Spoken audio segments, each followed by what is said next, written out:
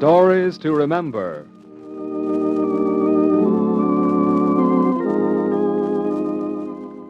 Stories of people, stories of human dignity and decency, told by some of America's outstanding storytellers.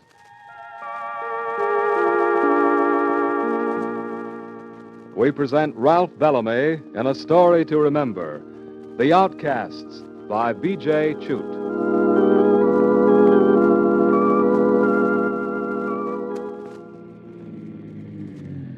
Well, here you are, Wallace. Thanks for the lift, John. It makes it easier for Helen when I can let her have the car. Oh, sure. Well, thanks again. Bye.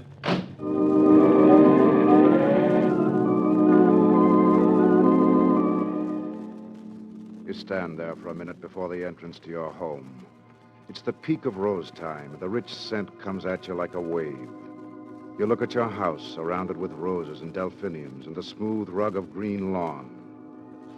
You stand still for a moment and look at the rich sunset bronzing the windows of your house, your bright white house with green shutters.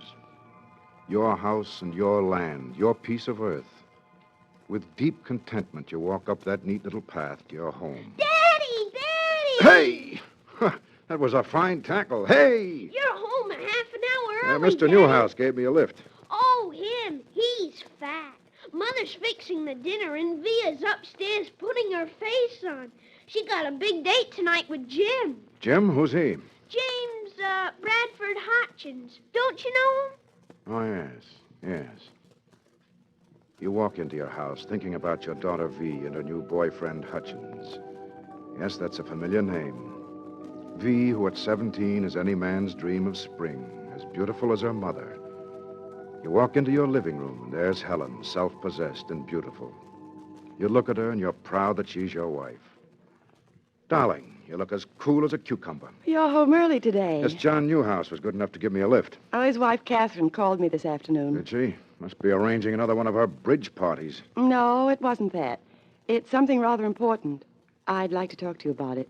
About what, darling? Wait for me on the veranda. It's cooler. I'll be there in a minute, dear. You sound very mysterious.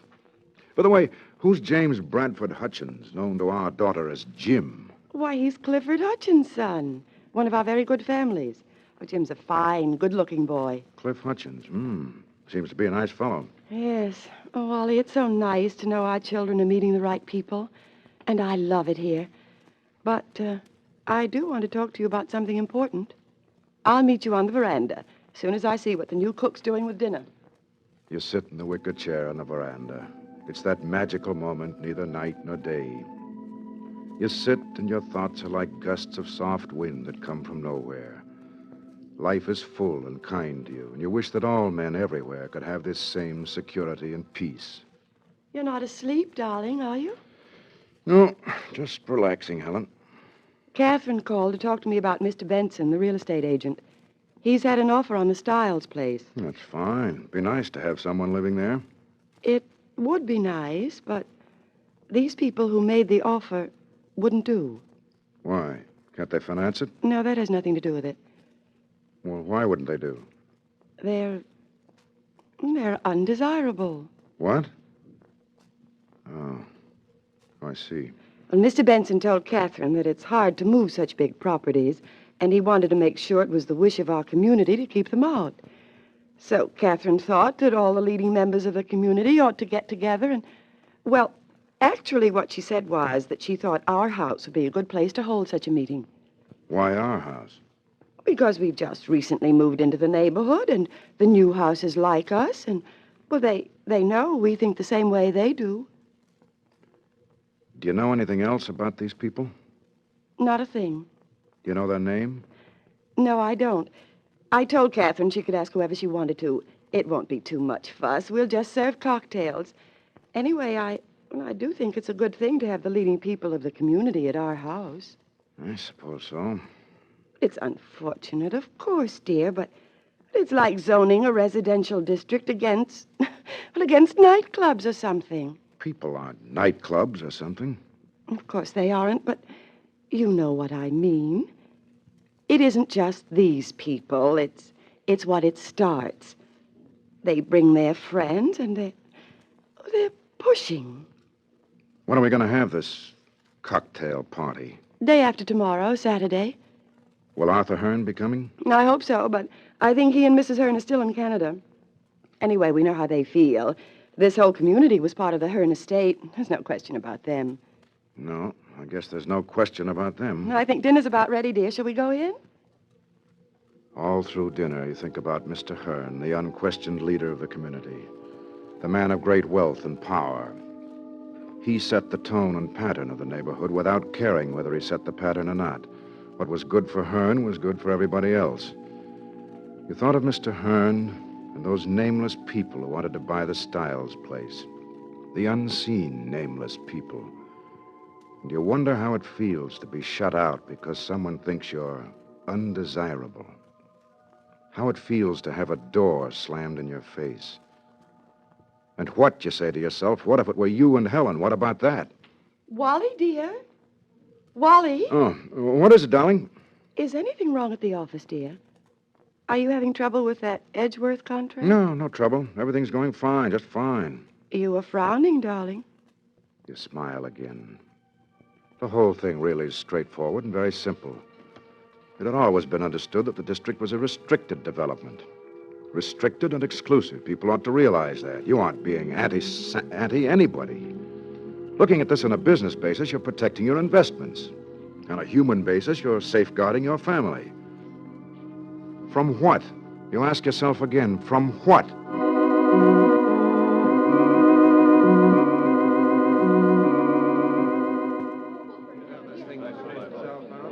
Are you ready with those drinks, dear? Yes, Helen, just about. You can take some in with you. How many guests do we have now?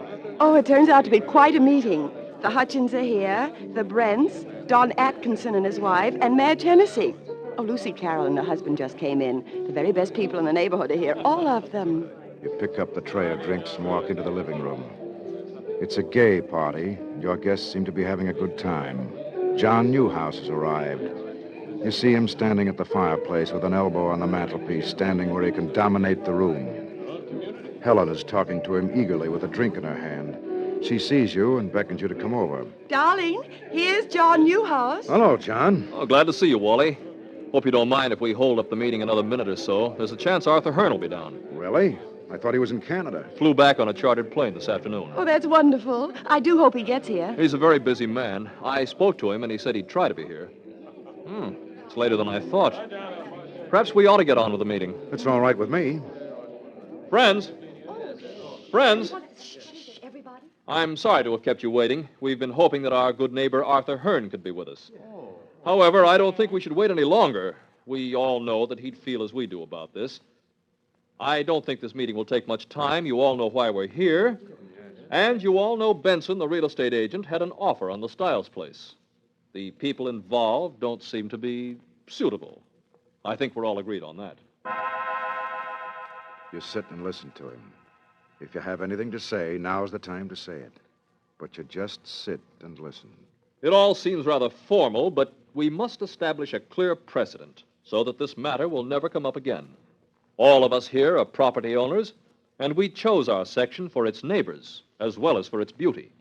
Naturally, we want to maintain it the way it is. Now, it is my proposal that we set up a committee of 3 to see the real estate agent and make our wishes known to him. And I can think of no better man to be chairman of this committee than our host, Wallace Adams. This is the moment you were afraid of. You look at your wife, and she looks back at you, proud and eager of this proof of your position in the community. Everyone in the room looks at you. Now you must declare yourself. You can no longer be an innocent bystander. How about it, Wallace? I can't. Oh, I know you're a busy man, but you and Helen have our interests so much at heart. I'm sure you can find time. I just don't feel that I want to do this. I don't understand. Aren't you with us? Well? No. No, I'm not. Well, this is a surprise. I thought we could depend on you. I assumed... I'm sorry, John, but your assumption was wrong. So it seems. I'll propose another chairman. John, I'm sure Wally didn't mean what he said. I only meant that we ought to know more about these people. You only meant that our wishes and yours are not the same.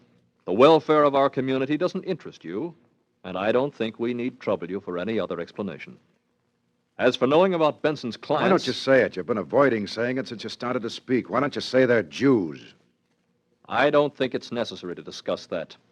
We're here by agreement. We all agreed. All right, I agreed to it, too, but I don't want to agree any longer. If they're undesirable, that's reasonable. But not if they're undesirable just because they're Jews. I'm only being realistic. These people may be very nice, but it's what follows. They bring their friends, relatives. I bring my friends, my relatives. What's a home for? There are other homes for these people to buy. Let them live in their own communities. We don't ask to come into their lives. Oh, but that's neither here nor there. Let's get on. I withdraw Wallace Adams' name for the chairmanship. All of us, except Wallace, are agreed. I'd like to say something, John. Well, sure, go ahead, Madge. I'm for letting these people buy the place. I don't really see why Jews shouldn't live as neighbors with, what is that old-fashioned term? Christians? Better count me with Wallace. Are there any others who disagree besides Wallace and Madge Hennessy? 2 is hardly a majority. I believe the rest of us are in agreement. Meeting's not over yet, I hope. Sorry I couldn't get here any earlier. When did you Oh, Mr. Hearn. It was really good of you to come. Oh, Mr. Hearn, I didn't hear you come in. Well, the door was open, so I just walked through. How's the meeting going, John? Fine, Arthur. We were just choosing a committee chairman. Oh? Committee for what? We're forming a committee to see Benson, the real estate agent. He has some undesirable clients who want to buy the Stiles place. We're organizing formally to see that undesirable people are kept out of the community. Oh, naturally. Of course, we'd be delighted if you took the committee chairmanship yourself, Arthur. Certainly, be glad to. You look at the people in the room. The approval of the great Mr. Hearn has settled everything. There's no use in your fighting it. You did what you could. Your conscience is clear. Helen has just caught your eye. She's bitter, even hostile. No need to fight this any longer. The majority rules. But you can't let it go. It's wrong. You want to choose your own committee, Arthur? Mr. Hearn, I don't think you know all the facts. Well, the facts are quite simple, it seems to me. We're opposed to undesirable neighbors. How do you know they're undesirable, Mr. Hearn? All we know about these people is that they're Jews. We don't know anything else. Is that right, John? Well, yes, of course. Now, let me get this clear. Do these people have enough money to finance a property as big as the Stiles place? Yes, but that's beside the point. Not to me, it isn't. I don't want to see that house bouncing back in the market again. Looks bad for the neighborhood. It will look worse if we... If we let Jews in? That depends on the Jews. I know a lot of Jews I'd be glad to have as neighbors. What we need to know about these people is what they're like. That's what the committee ought to be finding out. Mr. Adams, if you'd care to serve with me on this committee, I think we can do right by the community. I'd be glad to serve on that basis. What other basis is there? If there's anyone else in this room who thinks there is another basis for exclusion, let's hear them now. You look at these people, your neighbors and your guests. Many of them look relieved, glad that they don't have to go along with Newhouse. And suddenly it's clear to you that the majority didn't like this business of discrimination any more than you do. For these neighbors are like yourself. They'd been stampeded by people like Newhouse. You look at Newhouse. He's staring straight ahead at nothing, sullen, unyielding. And he's alone now, completely alone, like an outcast. And they know. The lost are not the outcasts. The lost are those who cast them out.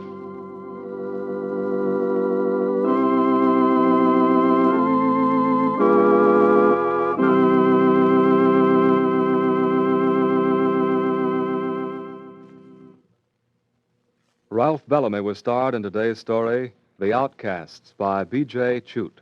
It was published in Collier's Magazine and was adapted for radio by Sigmund Miller, directed by Earl McGill, and produced by Harold Franklin. Listen in again next week at this same time for another Story to Remember, a Lest We Forget production of the Institute for Democratic Education.